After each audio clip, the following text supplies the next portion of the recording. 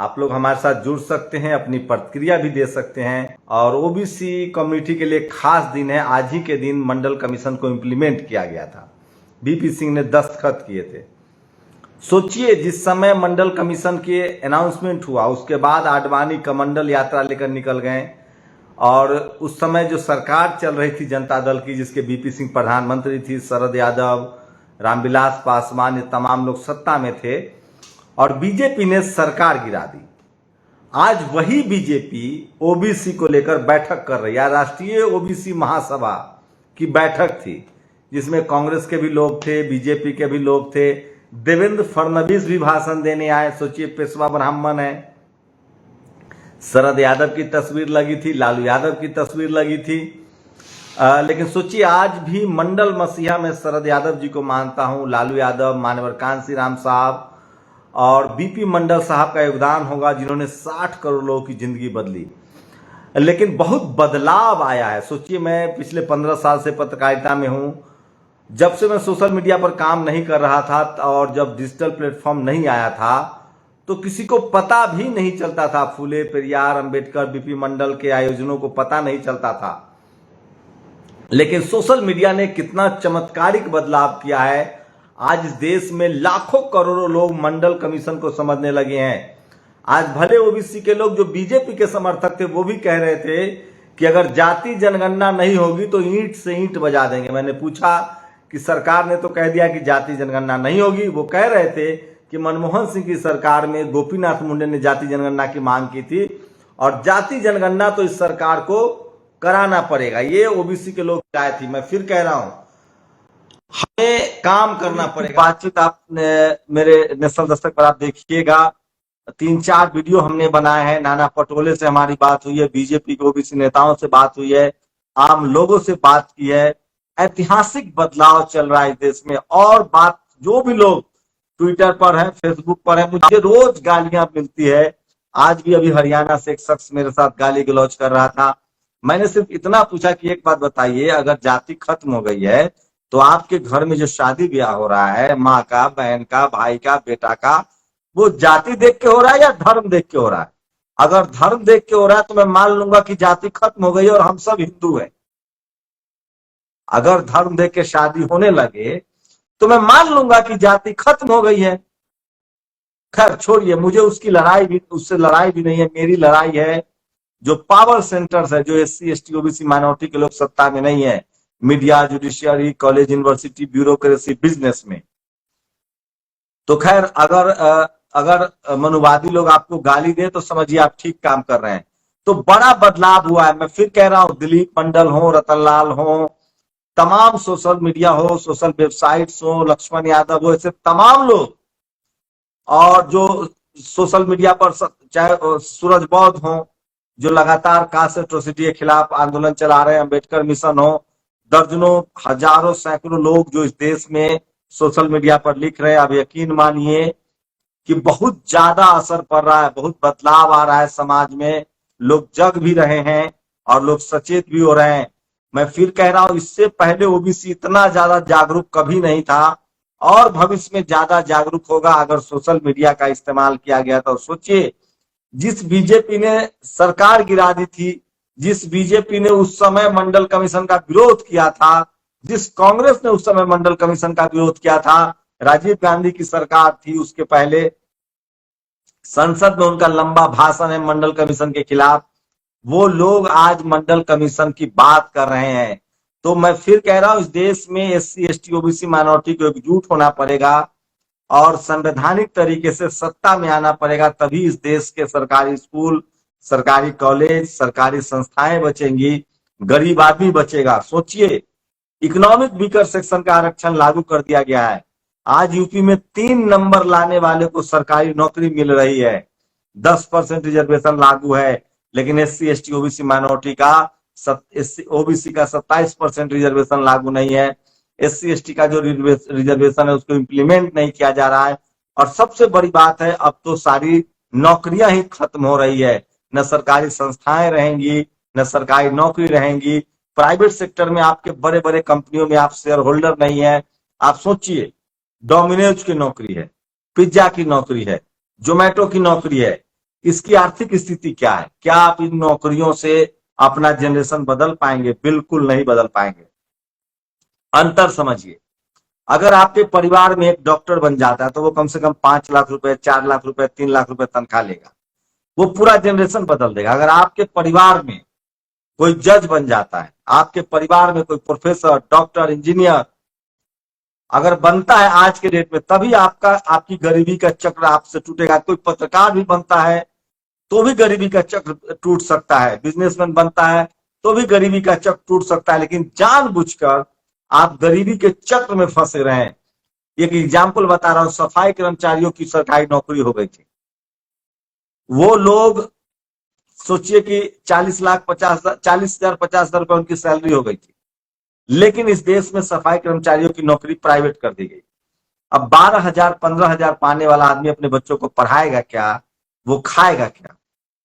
और वो गरीबी चक्र में फंस गया और वो पीढ़ी दर पीढ़ी सफाई कर्मचारी बना रहेगा। आप टैक्सी ड्राइवर हैं, आप सब्जी बेचते हैं, आप आलू बेचते हैं, आप जोमेटो में डिलीवरी बॉय हैं, आप 35,000 तक जाते जाते आपकी हालत पतली हो जाएगी। आप कहां गरीबी के चक्र से निकल पाएंगे? भारत में गरीबी के चक्र से निकलने के लिए कम से कम आपकी तनख्वाह 50,000 रुपए होनी चाहिए, और वो तभी होगी प्राइवेट सेक्टर में। आप बताइए, आईआईटी, आईआईएम, आप सोचिए कॉर्पोरेट में भी नौकरियां हैं जहां से गरीबी से निकला जा सकता है। आईआईटी कर ले, आईआईएम कर ले, आईएएस बन जाए, यूपीएससी कर ले, लेकिन वहां भी जातिवाद आपको दाखिला नहीं दे रहा है। आईआईटी में ओबीसी के बच्चों को दाखिला नहीं मिल रहा है, फी इतना ज्यादा बढ़ा दिया गया है। तो कोशिश ये हो रही है कि इस देश के 90% लोगों को गरीब मजदूर रखा जाए और उनसे मजदूरी करवाया जाए।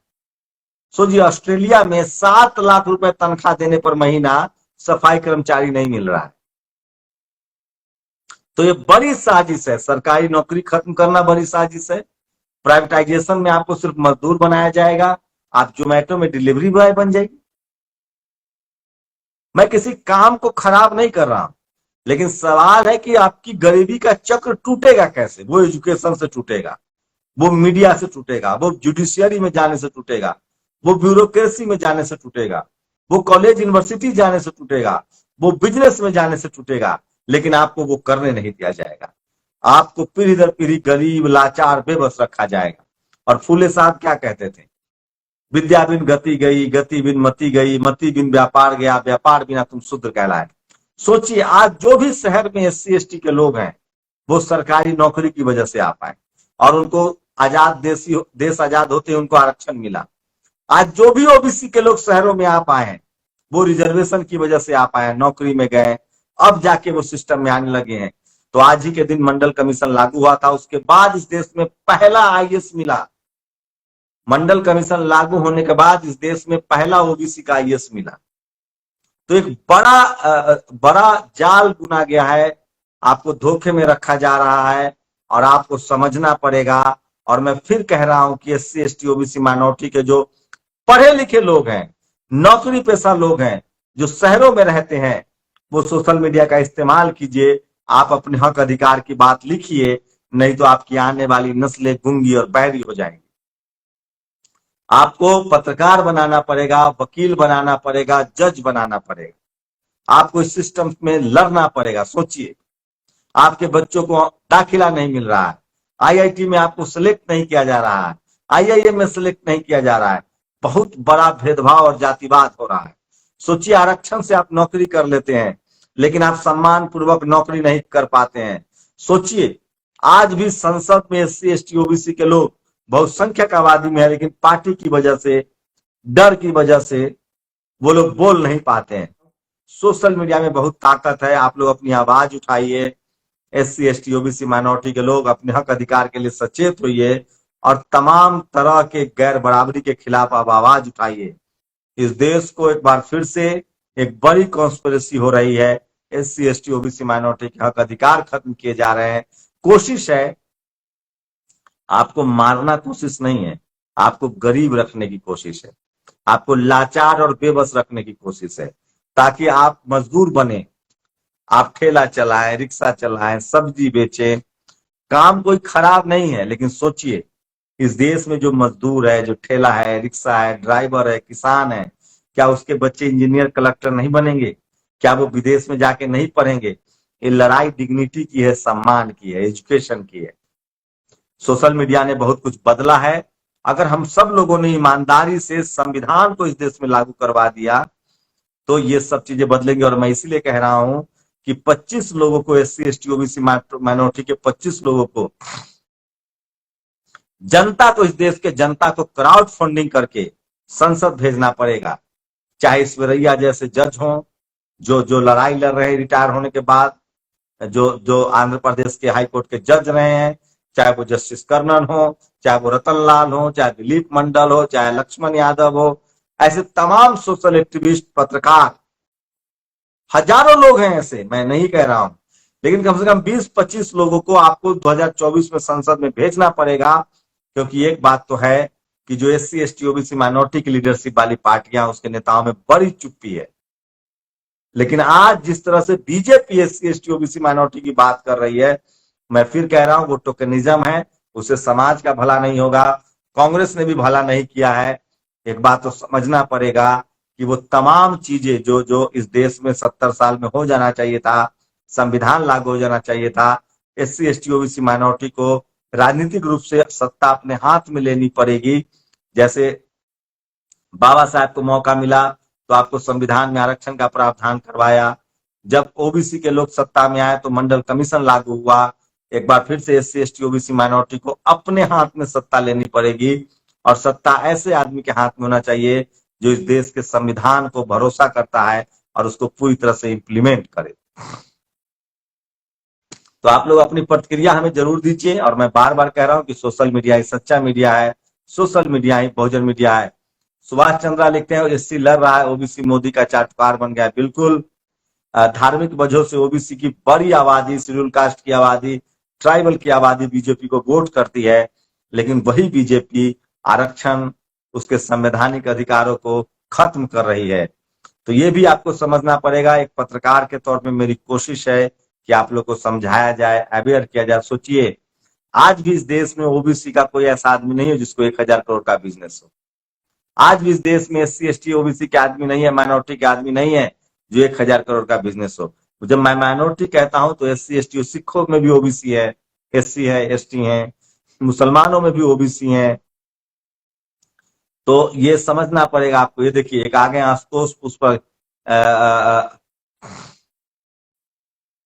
वहीं आपको समझना। सोचिए, आज भी सवर्ण समाज के लोग सिर्फ बोलने भर के लिए गाली देते हैं। सोचिए, जो समाज आपको चपरासी नहीं बनने देना चाहता है, वो आपको चीफ मिनिस्टर बनने देगा, कलेक्टर बनने देगा, IAS बनने देगा। इस देश में चपरासी हो या चीफ जस्टिस हो, उसकी जाति पता कीजिए और तब उसका कैरेक्टर देखिए, न्यायिक कैरेक्टर देखिए कि वो किसके। इस देश में जाति, ये देश जाति प्रधान देश है, और इसलिए बाबा साहब ने जाति को तोड़ के SC ST OBC माइनॉरिटी बनाया है। तो OBC खुद कांवड़ यात्रा कर रहा है, ये उनको बात करनी पड़ेगी। उनको देखिए, OBC के लोगों को अभी मंडल कमीशन लागू होने के बाद आरक्षण मिला है, और 2006 में उनको स्कूल कॉलेज में आरक्षण मिला है। तो उनका शैक्षणिक पिछड़ापन बहुत है, इसलिए उनको काम करना पड़ेगा। आपको उनको समझाना पड़ेगा, बात करना पड़ेगा। आप पेड़ लगाएंगे तभी फल खाएंगे। एक बड़ी विडंबना है कि मान्यवर साहब के जाने के बाद सामाजिक जागरूकता का कार्यक्रम बंद हो गया है, लेकिन उस समय मीडिया नहीं थी, टीवी नहीं था, अखबार नहीं था। आपके पास अभी सोशल मीडिया है। आप संविधान के तरीके से हक अधिकार की बात करके ज्यादातर लोगों के पास आप पहुंच सकते हैं। तो आप सब लोगों से गुजारिश है कि आप लोग संवैधानिक दायरे में रहकर SC ST OBC माइनॉरिटी की बातों को आगे पहुंचाइए, एकजुटता बनाइए। और जो पावर सेंटर्स है, media, judiciary, bureaucracy, college, university और राजनीति, इसमें वैसे लोगों को लाइए जो सड़कों से निकले हैं, जो अपने राजनीतिक स्वार्थ के लिए नहीं, इस देश के लिए, इस देश के नागरिकों के लिए काम करना चाहते हैं। तो 60% आबादी है OBC की, उसको 27% रिजर्वेशन भी नहीं मिल रहा है। सोचिए, आप लोग अपनी प्रतिक्रिया जोड़ दीजिए। शुक्रिया।